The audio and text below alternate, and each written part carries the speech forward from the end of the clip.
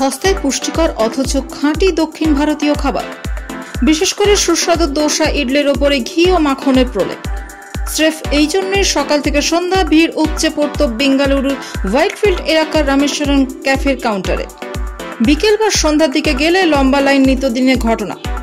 বিস্ফোরণের পরে নতুন করে ক্যাফে খুলতেও দেখা গেল রসনা বিলাসীদের আগ্রহে এতটুকু খামতি পড়েনি।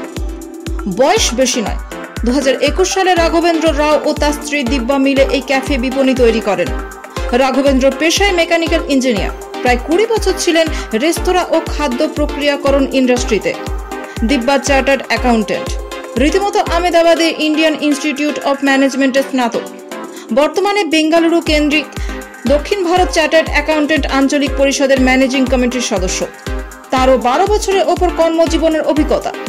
তুখোড় বাণিজ্যিক বুদ্ধি ও অভিজ্ঞতা সম্পন্ন এই দম্পতির ইচ্ছা ছিল এমন একটা ক্যাফে তৈরি করা যাতে মোটামুটি পকেটে বাড়তি চাপ না ফেলে সুস্বাদু নিরামিষ খাবার পাওয়া যাবে। একই সঙ্গে বেঙ্গালুরুর 2 জায়গায় যাত্রা শুরু করেছিল রামেশ্বরম ক্যাফে। নাম কেন রামেশ্বরম রাখা হয়, এর পেছনেও আছে মজার গল্প। রাঘবেন্দ্র ও দিব্যা দুজনেরই পছন্দের রোল মডেল ছিলেন প্রাক্তন রাষ্ট্রপতি ডক্টর APJ আব্দুল কালাম।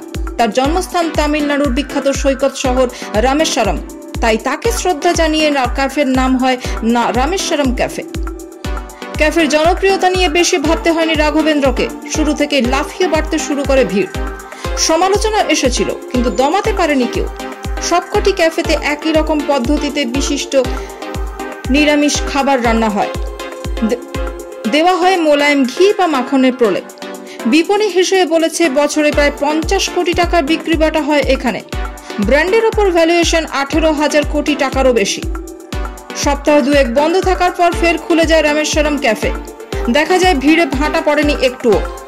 পাশে থাকার বার্তা আসতে শুরু করে দেশ বিদেশ থেকে। এমনকি নতুন করে খোলার দিন ক্যাফেতে প্রাতরাশ সারেন ভারতের নিযুক্ত সিঙ্গাপুরের রাষ্ট্রদূত সাইমন ওং। এক্স হ্যান্ডেল ঘটনার সূত্রে ধরে তিনি লেখেন, ভারতের বন্ধুদের সঙ্গে আমরা সব সময় রয়েছি।